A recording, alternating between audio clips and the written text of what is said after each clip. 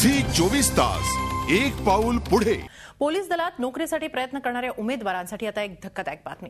Police दलात नोकरीसाठी आवश्यक असणारी डोमिसाइलची अट रद्द करण्यात आल्याची माहिती पुढे आली। राज्यभरात पोलीस शिपाई भरतीची प्रक्रिया सुरू झाली आहे, त्यामुळे हा निर्णय म्हणजे भूमिपुत्रांवर अन्याय असल्याची भावना नागरिकांमधून व्यक्त होतीये।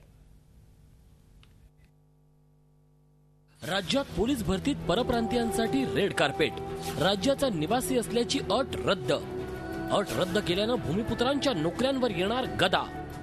राज्य पोलीस दलात शिपाई भरतीसाठी आता डोमिसाइल म्हणजेच अधिवास प्रमाणपत्राची अट रद्द करण्यात आली आहे। पोलीस महानिरीक्षकांनी राज्यातल्या सर्वच पोलीस आयुक्तांना आणि पोलीस अधीक्षकांना पत्र पाठवून हे आदेश दिलेत। माहितीच्या अधिकारात ही बाब पुढे आली आहे, त्यामुळे स्थानिकांच्या नोकरीवर गदा येऊ शकते।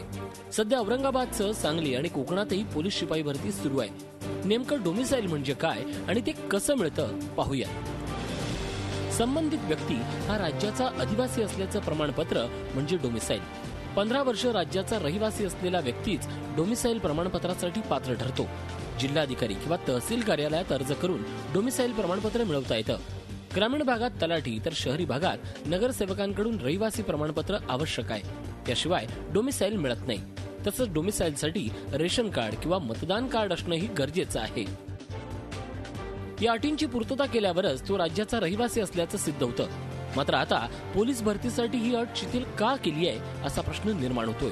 मात्र पोलीस आयुक्तांनी या निर्णयामुळे काही विशेष फरक पडणार नसल्याचं म्हटलंय।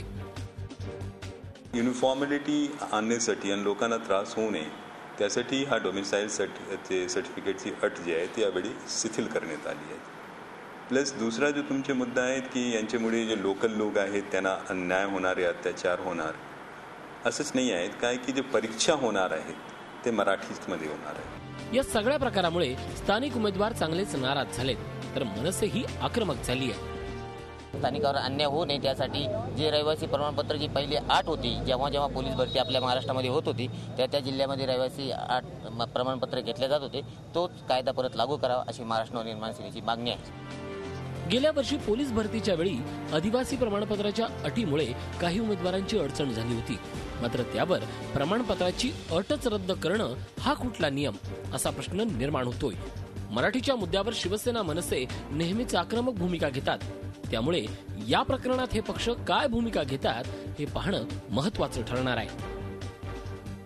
विशाल करुळे, झी मीडिया, औरंगाबाद। झी24 तास एक पाऊल पुढे।